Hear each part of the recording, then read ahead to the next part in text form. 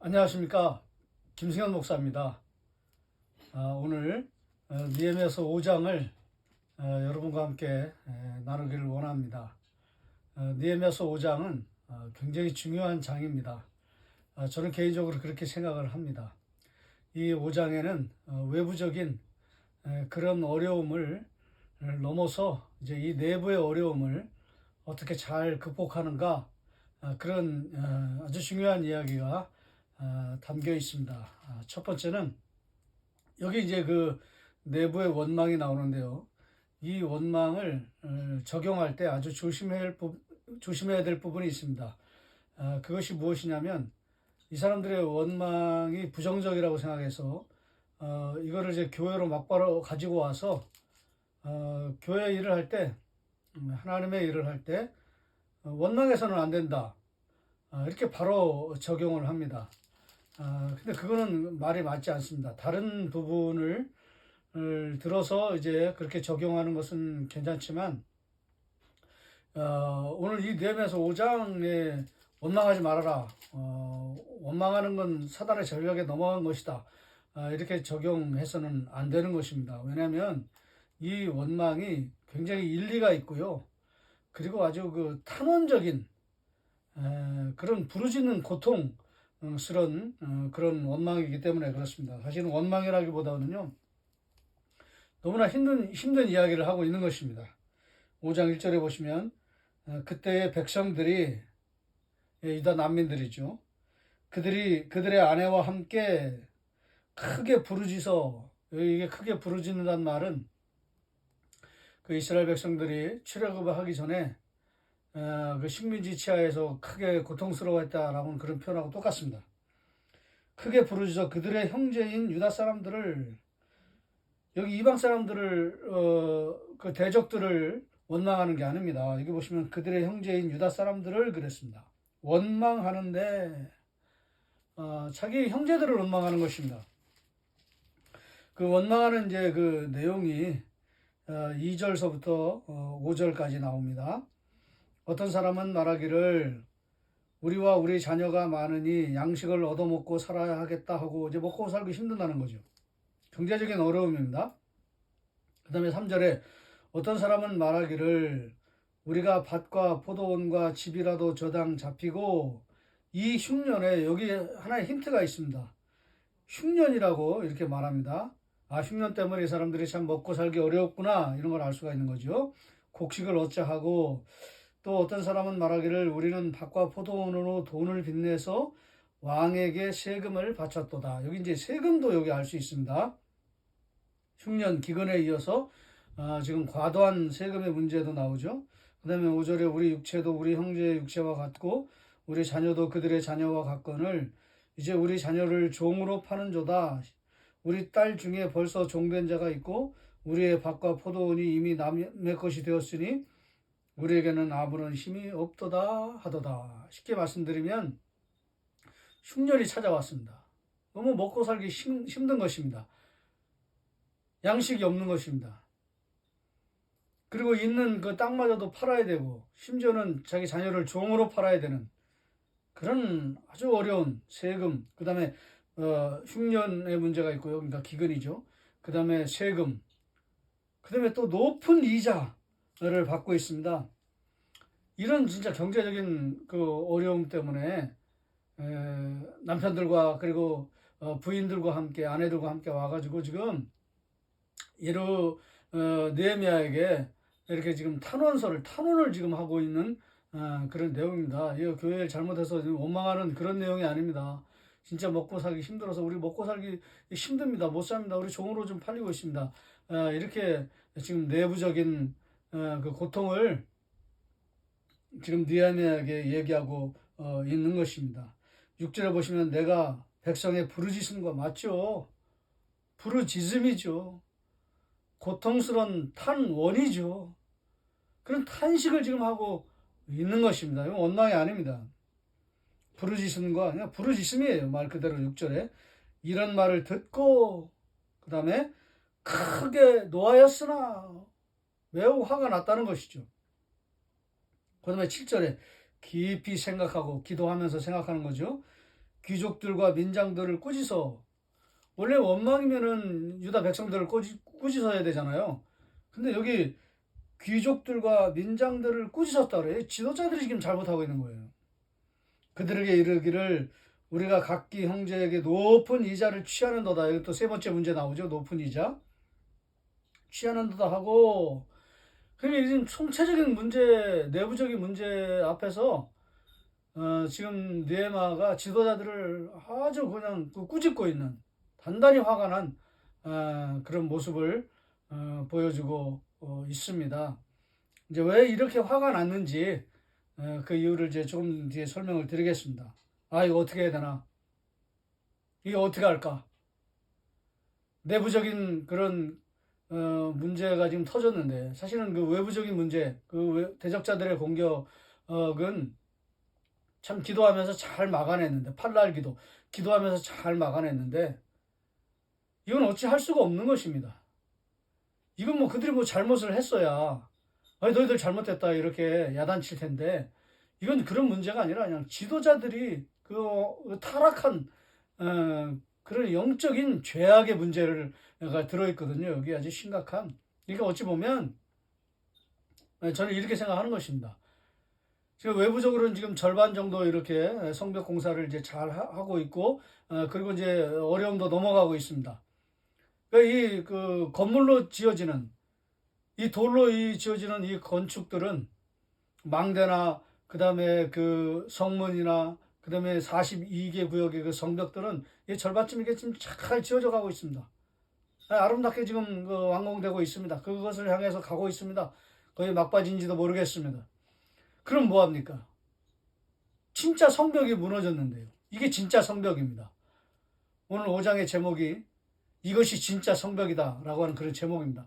이 진짜 성벽이 무너진 거예요. 죄악이 가득해가지고 이스라엘 백성들의 삶이 무너진 거예요. 벽돌로 이렇게 성전이 잘 지어져 가면 뭐합니까? 가정이 파괴됐는데요.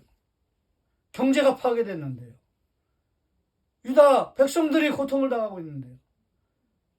너무나 그 굶주림과 기근과 그 가난과 이 보호받지 못하고 회복되지 못하고 그냥 있는 걸 다 팔고 자녀들 돈까지 파는 그런 비참한 지경에 떨어졌습니다. 진짜 성벽이 무너진 것입니다. 그래서 느헤미야가 더 고통스러운 것입니다. 더 마음이 아픈 것입니다. 더 괴로운 것입니다. 도로 된 건물은 성벽은 지어져 가지만 진짜 삶의 성벽이 완전히 무너진 이 안타까운 모습을 보면서 깊이 생각하고 기도하면서 생각하는 거죠. 이거 어떻게 해야 되느냐? 어떻게 할 수도 없고, 이거 뭐 야단친다고 되는 것도 아니고, 그들의 마음이 바뀌지 않는 이상에는 이건 도리가 없습니다. 오히려 이게 반발심만 일어나가지고 그냥 이 한마음이 됐던 것도 이거 마음이 다 분열돼가지고 떠나갈 지경이거든요. 이거 어떻게 해야 되느냐? 이 문제를 어떻게 해야 되느냐? 그렇게 기도하다가 하나님께서 주신 놀라운 방식, 제가 찾아낸 방식인데요. 그게 7절입니다. 이 7절이 굉장히 중요합니다. 여기 비결이 들어있고 비법이 들어있고 해결법이 들어있고 방법이 들어있습니다. 7절 보시면 깊이 생각하고 귀족들과 민장들을 꾸짖어 그들에게 이르기를 너희가 각기 형제들에게 높은 이자를 취하는도다. 아마 이렇게까지만 했으면 떠나갔을 것입니다. 근데 잘 보세요. 대회를 열고 그들을 쳐서 그랬습니다. 이건 다른 겁니다. 대회를 열었다는 건 집회입니다. 요즘 말로 하면 영적 대각성 집회인 거죠. 그러니까 이 사람들이 영적으로 바뀌기를 원했던 거예요. 영적으로 달라지기를 원했던 거예요. 마음의 어떤 그 감동을 받고 영적으로 그리고 이제 새롭게 되기를 원했던 것이죠. 그래서 영적 대각성 집회, 영적 세미나, 영적 집회를 연 것입니다. 그리고 이제 쳐서 이 치는 건 막 야단치는 앞에 그런 게 아니라 꾸짖는 그런 게 아니라 이 하나님의 말씀을 들이대기 시작합니다. 이 쳤다는 말은 하나님의 말씀을 여기서 선포한 것입니다. 여기서 이 중요한 비결은 뭐냐면 말씀이에요. 말씀으로 감동을 받고 말씀으로 변화를 받고 말씀으로 새로워진 것이죠. 영적 대각성 집회를 통해서 말씀을 선포할 때 그 말씀을 듣고 이 사람들이 회개하고 다시 새로운 삶을 살게 된 것입니다. 그 말씀은 아마도 제가 생각할 때는 레위기 25장 말씀이었을 것입니다. 레위기 25장 35절 말씀 보시면 내 형제가 가난하게 되어 빈손으로 내 곁에 있거든. 여기 느헤미야가 선포하는 말을 들으시면 됩니다. 너는 그를 도와 거류민이나 동거인처럼 너와 함께 생활하게 하되, 가난하게 돼서 빈손으로 있을 때는 형제처럼 대하라는 거죠. 36절 너는 그에게, 잘 보세요, 이자를 받지 말고, 여기 높은 이자를 받았다 그러잖아요. 이자를 받지 말고 내 하나님을 경외하여 내 형제로 너와 함께 생활하게 할 것인즉, 이자 받지 말아라. 그게 하나님을 경외하는 방식이다. 아마 이렇게 선포했겠죠. 이자를 받을 수 있었습니다. 그 이방인들한테는 돈을 빌려줄 수도 있었고요. 이자를 받을 수도 있었어요. 그런데 자기 동료들한테는, 백성들한테는, 형제들한테는 절대 돈을 빌려줄 수가, 돈을 빌려줘도 이자를 받을 수가 없었습니다. 이 말씀 때문에. 이자를 받지 말고 내 하나님을 경외하여, 이자 받지 말아라. 돈을 빌려주는데 이자를 못 받게 돼 있어요. 너는 그에게 이자를 위하여 돈을 꾸어주지 말고 이익을 위하여 내 양식을 꾸어주지 말라. 양식과 이자를 위해서는 꾸어줄 수 없었습니다. 그냥은 꾸어줄 수 있었습니다. 그 다음에 39절 너와 함께 있는 자 내 형제가 가난하게 되어 내게 몸이 팔리거든 너는 그를 종으로 부리지 말고. 팔렸습니다. 종으로 부리지 말아야 됩니다. 그리고는 놀라운 건 뭐냐면 희년이 되기 전에 다시 사와야 됩니다. 그런 건, 이걸 뭐냐면은 보호해 주는 거죠. 회복시켜 주는 거죠. 또 이것뿐만 아니라 25절에도 보면 만일 내 형제가 가난하여 그의 기업 중에서 얼마든지 팔았으면, 아까 그 포도원 다 팔았다고 그랬는데 그에게 가까운 기업 물을 자가 와서 그 형제가 판 것을 물을 것이, 이것도 마찬가지입니다. 신년 되기 전에 다시 사서 그걸 형제들한테 돌려줘야 된다는 거예요. 돈을 구워줄 수 있습니다. 그러나 이자를 받을 수 없습니다. 땅이 팔렸습니다. 종으로 팔렸습니다. 빨리 사와야 됩니다. 1년 안에 라고 되어 있습니다. 그리고 그것도 안 되면 신년 안에 사서 돌려줘야 되는 거예요. 그러니까 보호해줘야 되고 회복해줘야 되는 거예요. 아주 이 하나님 백성만의 아주 독특한 그런 법입니다. 다른 나라에는 없어요. 오직 이스라엘 백성들 가운데만 있는 것입니다. 지금 그 문제가 터진 거예요. 성벽이 완전 진짜 성벽이 무너진 거죠. 왜 무너졌습니까? 귀족과 민장들이 하나님의 법을 따르지 않았다는 거예요. 줄 수 있죠. 이렇게 빌려줄 수 있죠. 근데 이자 못 받아야 되는데 막 엄청 받았지 않습니까? 포도원을 팔았습니다. 그럼 빨리 이거를 귀족들과 민장들이 이걸 되사가지고 1년 안에 사가지고 이거를 빨리 도로 줘야 되거든요. 그런 걸 하지 않는 완전 악을, 그러니까 세수가 된 거예요. 세상에 빠진 거예요. 다른 나라처럼, 다른 나라 사람들이 다 그렇게 산다고 해서, 페르시아 사람들이 다 그렇게 산다고 해서 자기도 그렇게 사는 거예요. 뭐가 잘못됐냐는 거예요. 이게 뭐가 문제라는 거예요.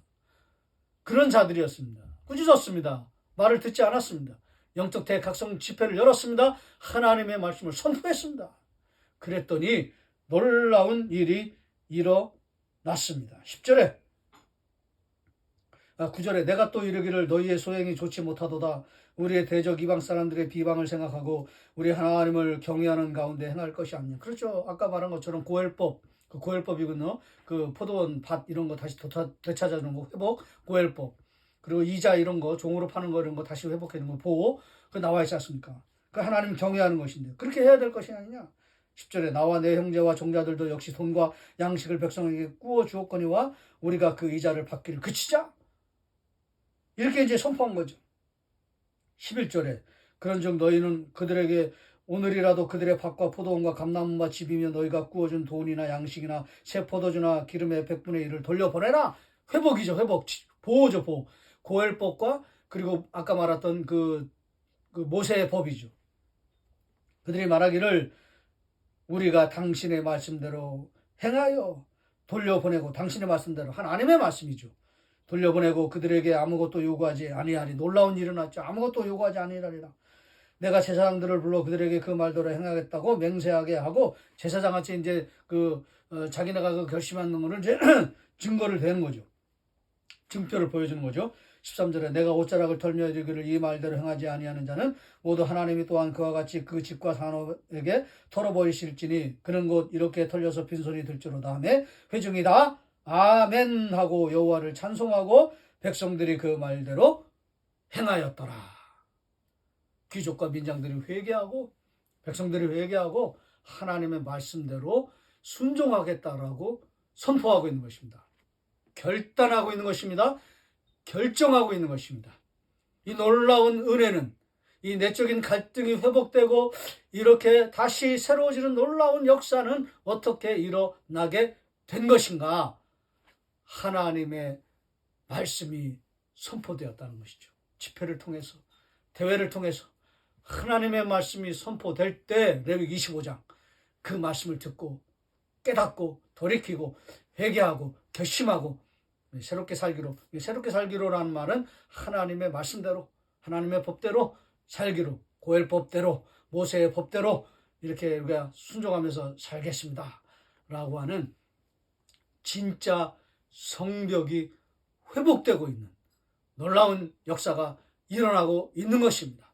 가난과 기근과 질병과 자신의 딸들을 종으로 파는 그런 경제적인 붕괴, 고통스러운 그런 탄원들이 다 사라지고 함께 즐거워하고 함께 기뻐하고 함께 찬양하고 함께 예배하고 그리고 결단하고 그리고 결정하고 이렇게 서로 이렇게 합력하여서 서로 힘을 내는 그런 진짜 성벽의 그 회복의 은혜가 부어지고 있는 것입니다. 오늘 말씀의 결론은 이것입니다. 적용은 이것입니다. 하나님의 말씀이 우리의 삶 속에 들려와야 된다. 그게 첫 번째고요. 들려온 하나님의 말씀에 순종하면 놀라운 축복과 회복이 오게 된다라는 것을 우리에게 보여주고 있습니다. 이제 여러분에게 적용하십시오. 어떠한 방식이든지 하나님의 말씀이 여러분의 삶 속에서, 생활 속에서 들려와야 됩니다. 기도를 통해서, 찬송을 통해서, 예배를 통해서, 말씀을 통해서, 오늘은 말씀입니다. 말씀을 통해서 하나님의 음성이 들려와야 합니다. 들려올 때 처음은 좀 힘들고 어렵지만은 그 말씀을 계속 묵상하다가 하나님이 이제 순종을 요구하실 때 순종하면 하나님 말씀대로 살기로 결정하고 결단하면 놀라운 축복이 일어나게 되는 것입니다. 저도 마찬가지입니다. 저도 제가 설교를 이렇게 여러분과 나누지만 설교하는 사람이 설교한 대로 또 살지 않으면 안 되지 않습니까? 저도 설교한 내용을 곱씹으면서 또 예배를 드리면서 생각을 하면서 깊이 생각하고 느헤미야도 그랬는데요. 깊이 생각하고 나는 왜 이렇게 못 살까? 이렇게 살고 싶다. 하나님 은혜를 주십시오. 라고 그렇게 기도하다 말씀을 붙들고 기도하다 보면 또 설교한 내용을 붙들고 기도하다 보면 설교한 대로 내가 살아야지. 그 말씀대로 순종하는 삶을 살아야지. 라고 하는 결단을 하나님께서 부어주십니다. 그러면 이제 또다시 그 말씀대로 순종하는 삶을 살게 되는 것입니다. 여러분에게도 이와 같은 놀라운 축복이 일어나기를 주의 이름으로 축원합니다.